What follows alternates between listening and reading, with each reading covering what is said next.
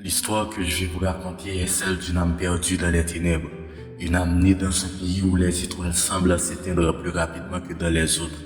Où la lumière du jour peine à percer l'obscurité qui entoure chaque cœur, chaque foyer, chaque rue. Je vous invite à me suivre dans ce voyage. Un voyage qui commence par la naissance d'un enfant dans ce quartier oublié du monde.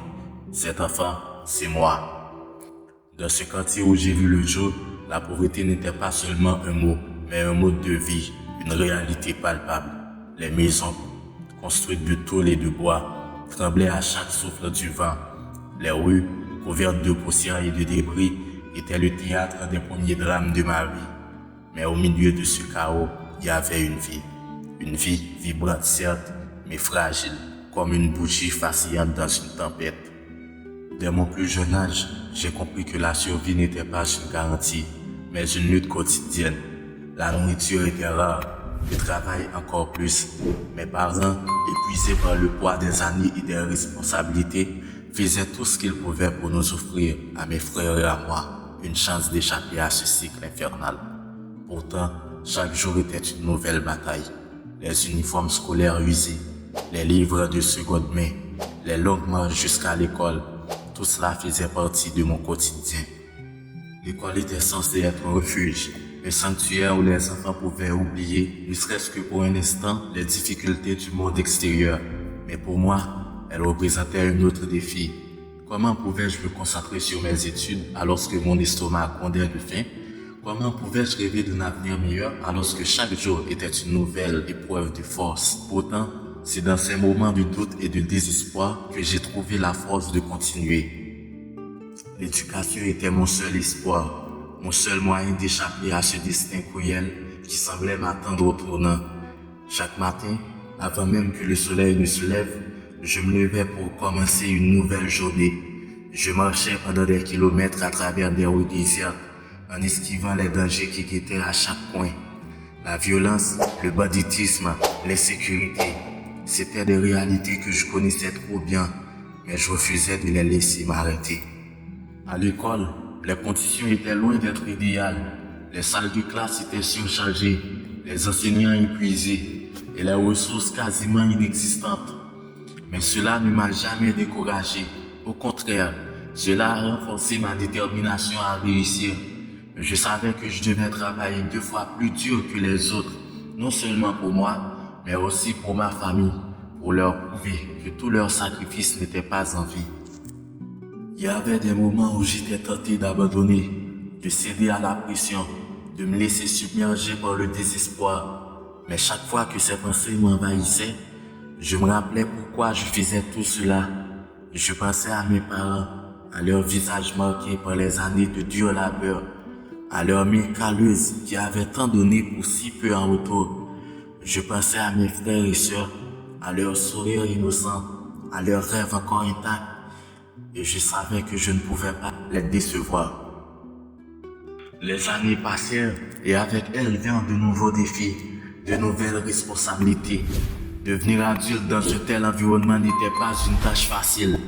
Chaque jour apportait son lot de décisions difficiles, de choix qui pouvaient changer le cours de ma vie.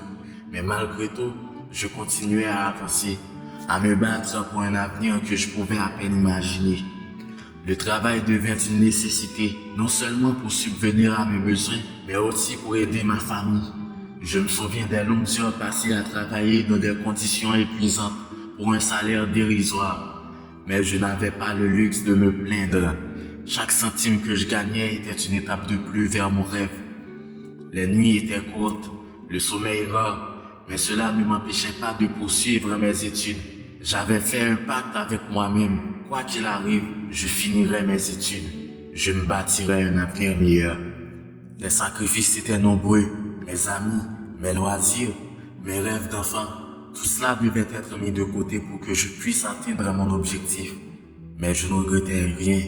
Chaque moment de douleur, de fatigue, de frustration n'était qu'une preuve de ma détermination. Je savais que si je continuais à persévérer, si je ne perdais pas de vue mon but, je finirais par y arriver.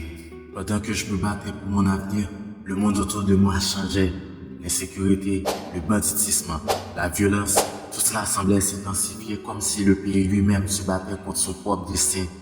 Les rues que je connaissais si bien devinrent des zones de guerre, des endroits où la peur régnait en maître. Chaque sortie était une prise de risque, chaque retour à la maison un soulagement.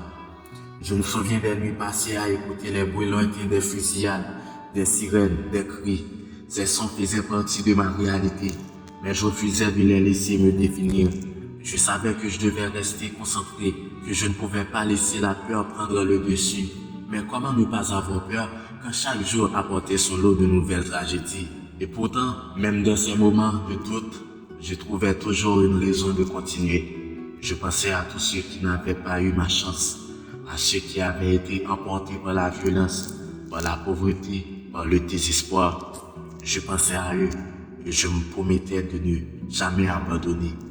Car si je réussissais, ce serait pour eux, pour prouver que même dans les pires circonstances, il est possible de s'en sortir. Et puis un jour, tout changea. Après des années de lutte, de sacrifice, de persévérance, j'atteignis enfin mon objectif. Je devins ce que j'avais toujours rêvé d'être, un entrepreneur, un bâtisseur, un créateur de rêves. Mais le chemin jusqu'ici n'avait rien d'un conte de fées. Chaque succès était le fruit de milliers de petites victoires, de centaines de batailles remportées contre moi-même, contre le monde extérieur, contre les forces invisibles qui tentaient de m'empêcher d'atteindre mon but. Mon entreprise n'était pas seulement un moyen de gagner ma vie, c'est une manière de redonner à ma communauté, de prouver que même dans les moments les plus sombres, il est possible de créer quelque chose de beau, de durable. Chaque employé que j'embauchais, chaque contrat que je signais, chaque projet que je lançais était une manière de dire merci, de montrer ma gratitude pour tout ce que j'avais reçu, malgré les difficultés. Mais je savais aussi que le succès n'était pas une fin en soi, c'était un nouveau départ, une nouvelle responsabilité, car avec ce succès venait l'obligation de redonner, de partager, de montrer à ceux qui luttent encore qu'ils ne sont pas seuls, qu'il est possible de s'en sortir, même dans les pires circonstances. Mon histoire n'est pas unique, elle est celle de millions d'autres qui se battent chaque jour pour survivre, pour exister, pour rêver. Mais elle est aussi un message d'espoir, un rappel que peu importe à quel point le chemin est difficile, il est possible de le parcourir, de surmonter les obstacles, de trouver la lumière au bout du tunnel. À ceux qui écoutent cette histoire, je veux dire, ne laissez jamais les ténèbres vous aveugler, ne laissez jamais la peur vous arrêter. Peu importe les défis, les épreuves, les moments de doute, rappelez-vous que vous êtes plus fort que vous ne le pensez.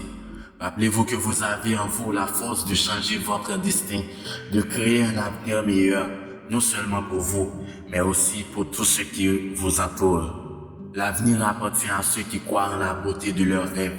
Et même si le chemin est long, même si les obstacles sont nombreux, n'oubliez jamais que chaque pas que vous faites vous rapproche un peu plus de votre destination.